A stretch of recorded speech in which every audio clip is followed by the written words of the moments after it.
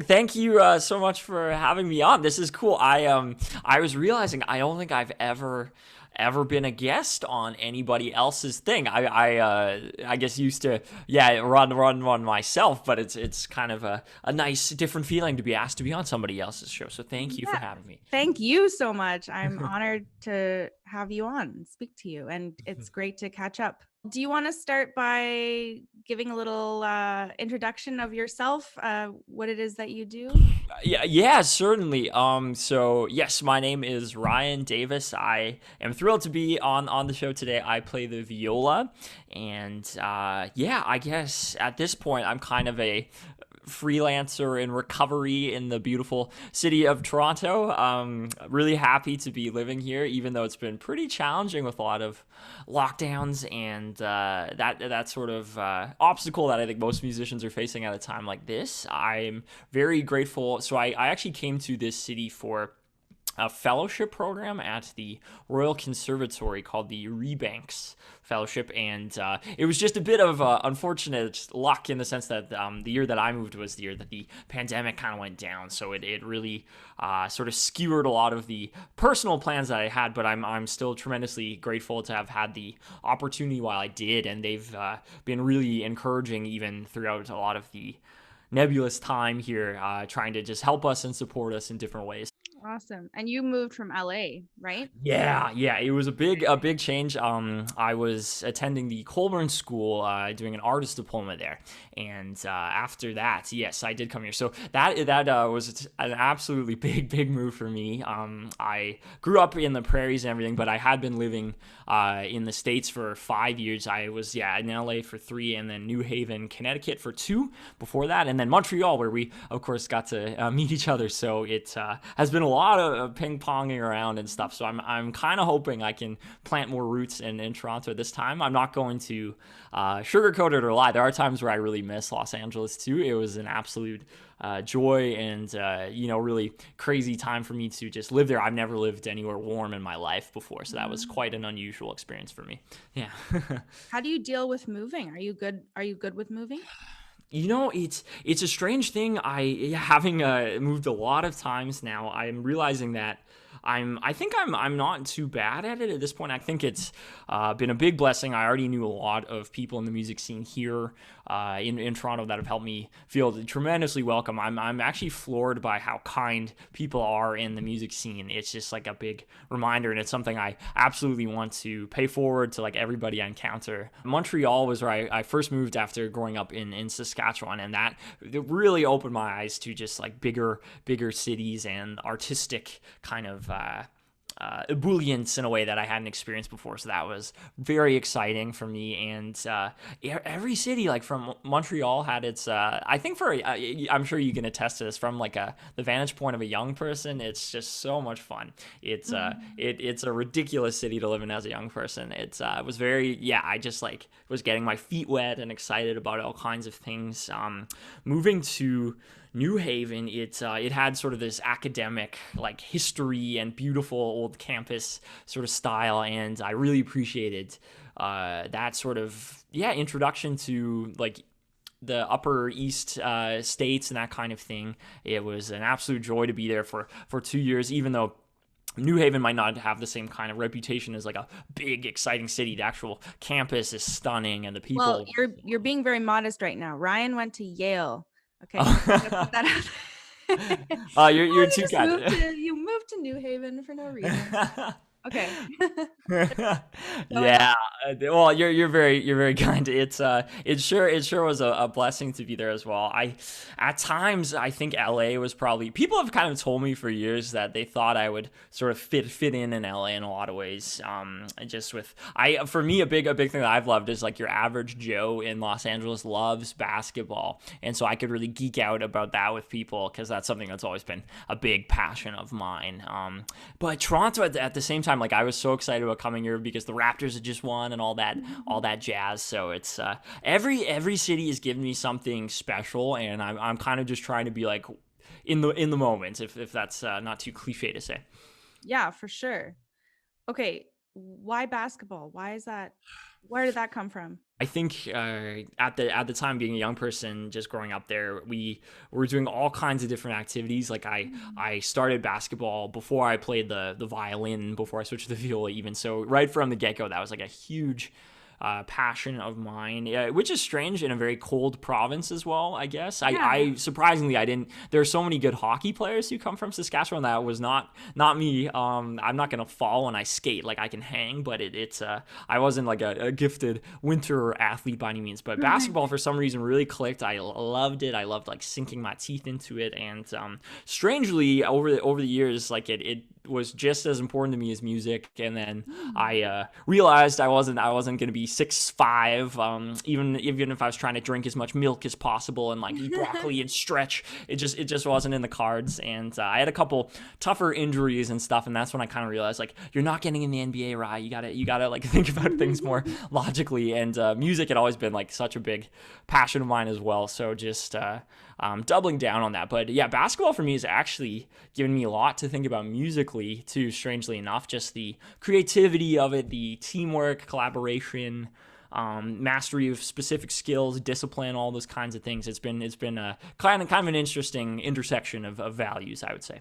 So it sounds like they were both on par with Yeah. your passion wise, and then you kind of had to pick music at some point. Yeah, I'd say so. Around yeah, had you asked me in like grade 9 what I wanted to do, I think I was like basketball, which is kind of ridiculous to say out loud now, but I think around grade 10, 11, I was starting to see like I'm not all that. Even if I think I'm like half decent, it's not going to amount to anything professionally. And it's that being said, that was around the time actually when I switched to the viola, which I'm sure you could talk a lot about too. I'd love to hear your thoughts about this, but for me, that was like the easiest kind of best decision I've ever made. It really spoke to me just socially, honestly. Like the sound of the instruments, of course, was what drew me to it, but just the role that it suited me much more. I got to be honest, I've always struggled a little bit with like really kind of high intense sounds that are too bright and brilliant. So under your left ear, after a while of a lot of violin playing, and I was getting at the point where like pieces were getting a little harder, and I was like, shoot, I don't know if I'm cut out for this. So I was so blessed. Basically, my teacher at the time, who was teaching me violin lessons, is actually the principal violist of the Saskatoon Symphony, but he would have some violin students at the time. And one summer he was like, Ryan, you're getting taller, you have long arms, like you should try the viola at this summer festival. You can borrow mine, that's just sitting in the closet kind of thing. And that was like the sweetest thing, just having somebody kind of put me on that path, and I immediately ran with it. Like it just fit me so much better, everything about it. So I'm super grateful. Switching to the viola really kind of made me enjoy music with a new profundity, and I don't know if I would have stuck with it had I not made that switch at that age. Yeah, I totally relate to this, not only that being attracted to the sound, but also the role that the instrument has. I totally relate to you as well. I find, I mean, this isn't the case for all violinists, but I find to be really successful at it, you you have to kind of enjoy being in the limelight in that way. Like, I don't know if you found that too. You have to enjoy not only those sounds, obviously, but the role of sort of because by nature, I mean, melodically, they're always sitting on top. Um, and that kind of translates to the attitude and the all of these sort of things, and you have to kind of enjoy that. And I always found I wanted to be more in the texture. I think it's very psychological. Like there's Mhm. I think you said it perfectly. Like there's a certain if you are in the spotlight all the time, like that takes a certain personality and sort of proclivity to like enjoying that space. And I think one of the joys of being a viola player is you get to wear so many different hats. It can be really challenging switching, very seamlessly between those hats, but you do get this kind of diversity of role that maybe no other instrument in the string family does. Like it's pretty exciting when you can go from yeah, being like the supportive role to, oh my gosh, they're coming out of the texture here, fading back in, supporting this thing. You're the bass line all of a sudden while the cello goes up. Like all these different contrasts I think are really exciting to me. And it's I gotta be honest, for me, it's really exciting to stand out a little bit because there just aren't as many viola players, and it sure feels, I absolutely love how there's no standard size like to our instrument. That's such a unique thing in our field. Like it allows so much exploration with like, oh, I'm trying this instrument that's bigger than the one I usually do or smaller. It allows different body types to have success with the instrument. Oh, It's totally. seldom something that's encountered in our field. It was funny when I was searching for my violin, I was always looking for an instrument that was darker sounding. And then I just realized, oh, maybe I want to play viola. You need to go down a fifth. That's what I've Yeah, been. I would, you always get people to play the Yeah. instruments you're trying, right? And um, I'd often get violinists being like, "Oh yeah, I really like, the when it's bright and poppy and I never felt that way." Like any partnership, you grow and learn kind of about each other in a way, as kind of silly as that can sound. It's something I think about a lot, because if you're going to spend just so many freaking hours with the instrument, you better love it. Like it can't be something you're struggling to enjoy. It just getting the instrument out of its case can be hard enough on some days, so it's Yeah. got to be something you have a really profound connection with. It's interesting how you said that relationship you build over time and you get to know each other. And sometimes there are little quirks or idiosyncrasies about an instrument that you learn to sort of forgive or work around. And, it's very much like a person in some ways, in that Yeah. way. That's beautiful. It reminds me, there was a time, I've to be clear, I've had the same instrument since 2014, and there was a time a couple of years ago where I was just upset with it. I was kind of done with it. I was like, this is the reason X, Y, and Z isn't going right for me. I was blaming it for all kinds of things. That it was limiting. I've had a couple valuable perspectives say similar things to me, like, this instrument's gotten you this far, but it's not going to take you any further. Like, you need to address this and find a different one. And so I had like all these kind of influences flying in my mind, and I think as a result I was kind of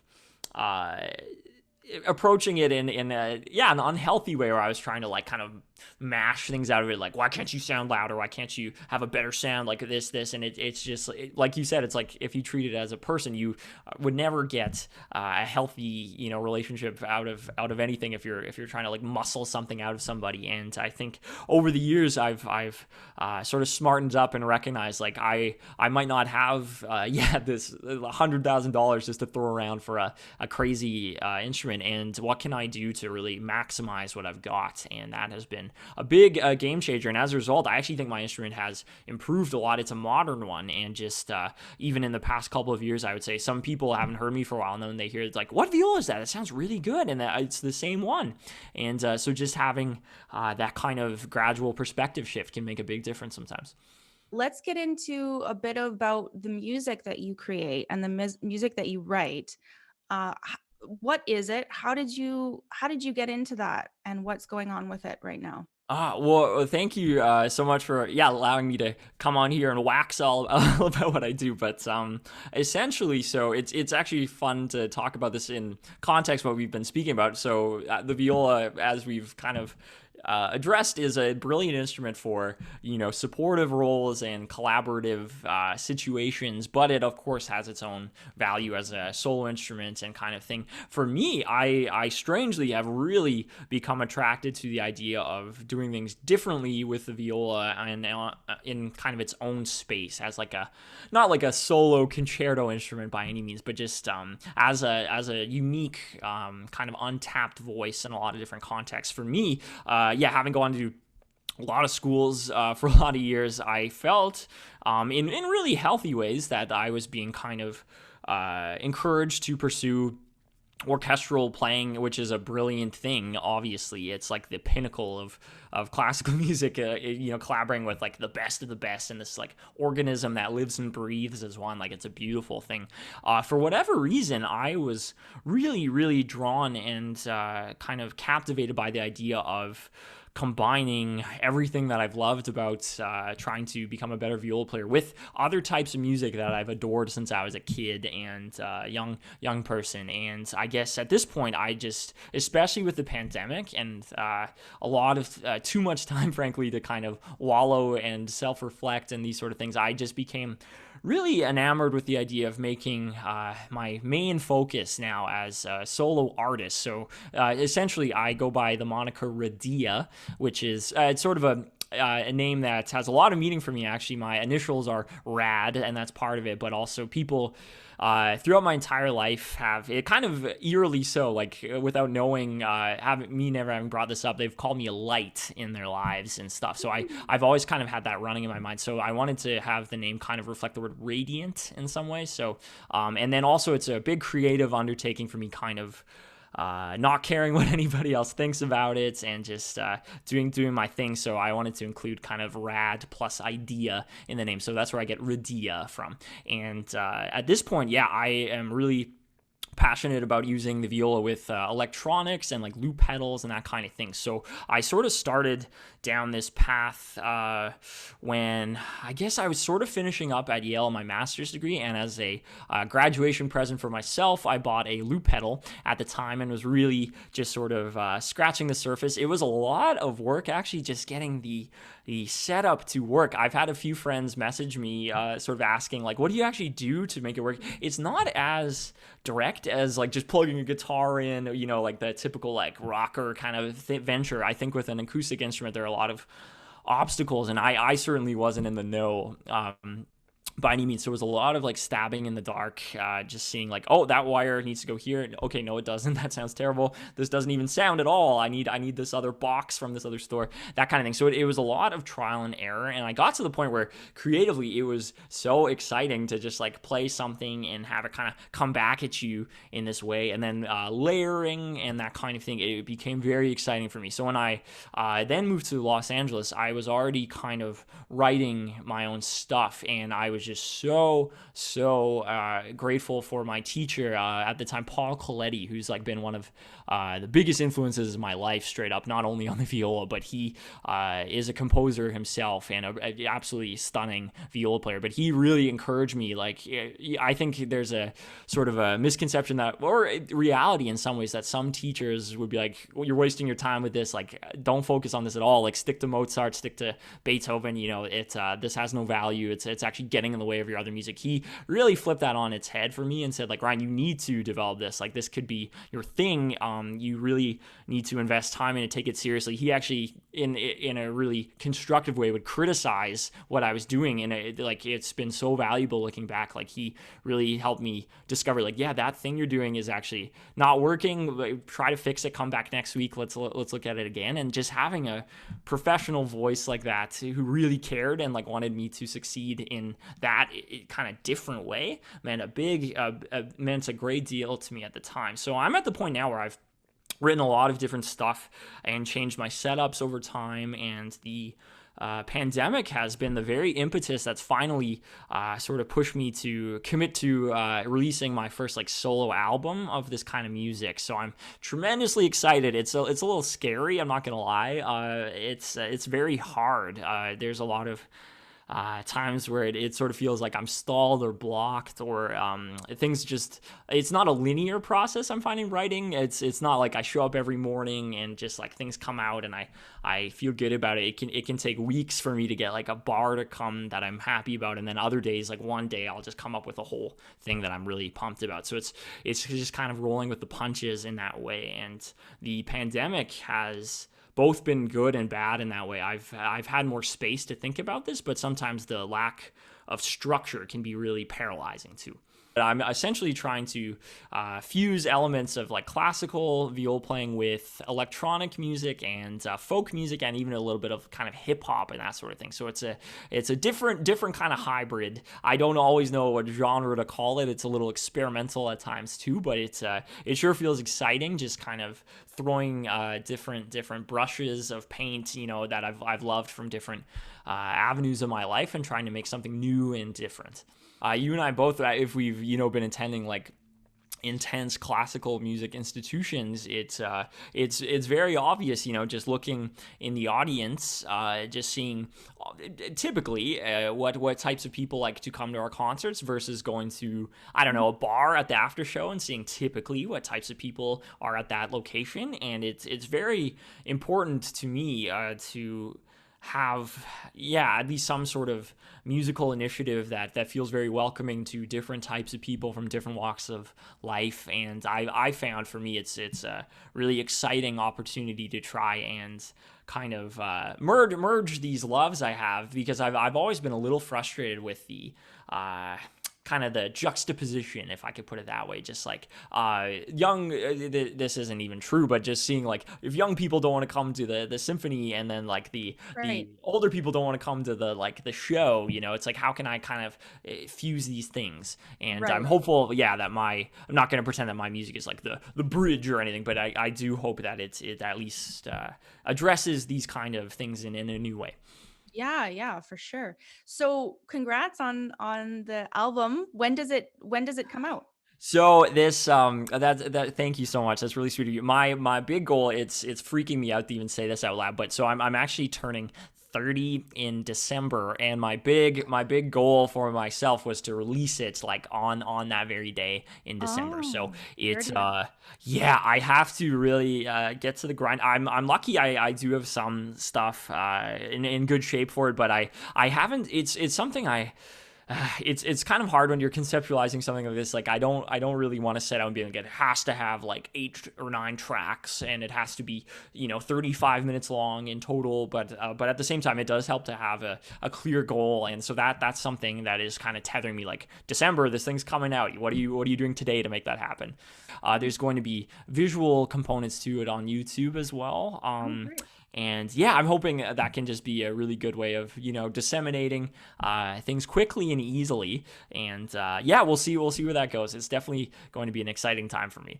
One thing I'm really prioritizing right now is kind of mobility. And as things currently stand, I have a setup that's gotten a little big and heavy, like physically heavy. And it's not the most easy thing to move around and play at different venues. So something I am slowly chipping away at, even on the laptop I'm using to speak to you today, I'm trying to learn new software through Ableton Live, this program that I really think is pretty awesome for like electronic beats and that kind of thing. And the hope is that I can sort of allow this program to sort of take over what I'm actually doing with loop pedals, because it is infinitely more mobile. I can pick up this laptop and just plug it into a sound system, whereas there is something really charming, I think, about loop pedals and that, but it is quite an undertaking. I have like a big heavy suitcase and an amp I need to lug everywhere, and that can be a challenge.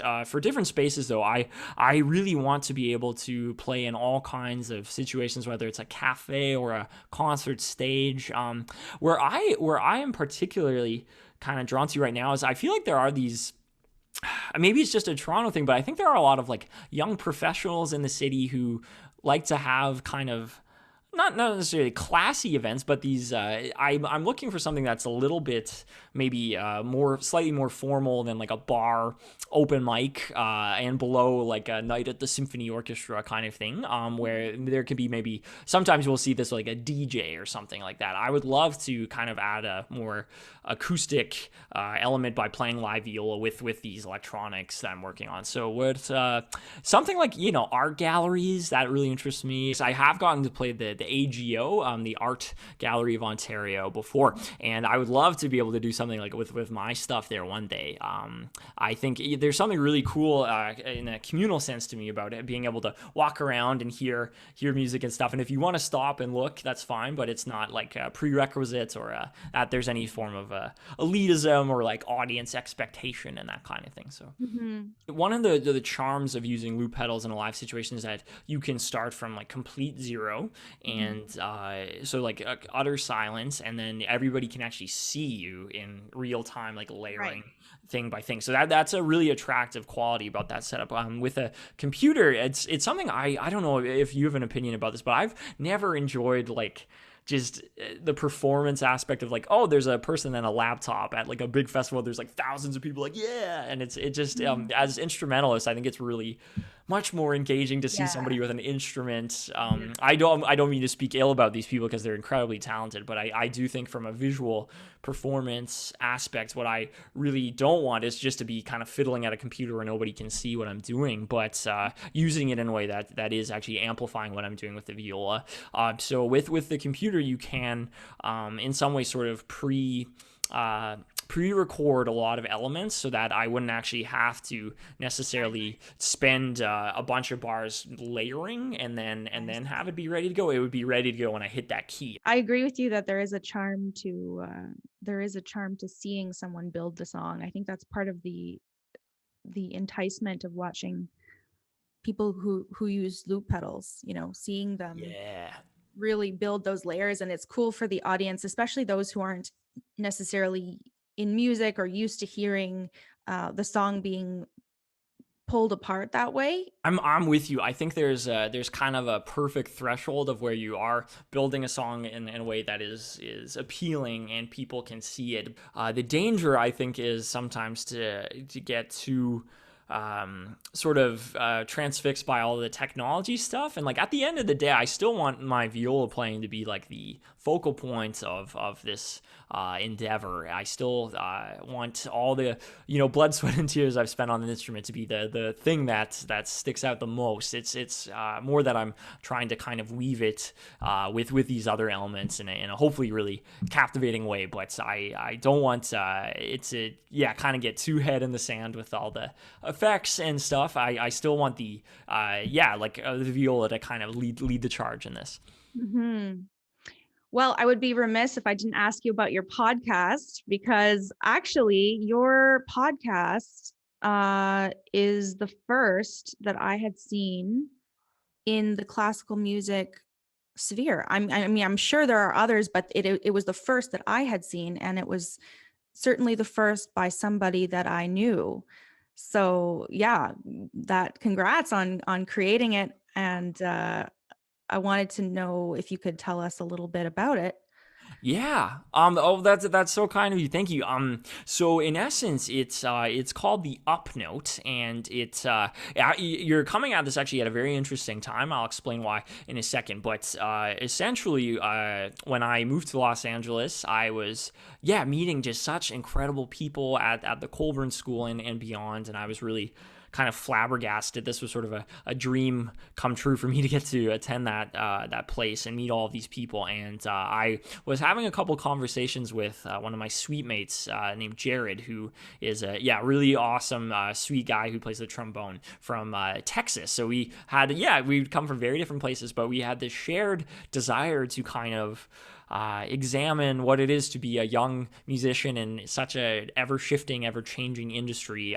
Like we've been talking about genre mixing, like there's such a plurality of what you can do with music now, and I think both of us sort of felt that we, through no fault of anyone, had been very conditioned to think like the path for a successful career for you is this, and if you just do these things, like this is what you're supposed to do in our position. And we wanted to kind of push back on that and also allow a platform for young people to discuss these things that nobody's talking about. And we were absolutely just ecstatic that Simone Porter, who's also a violinist at the Colburn School at the time, just an incredible violin soloist, she's a really brilliant, eloquent friend, she was on board to join us.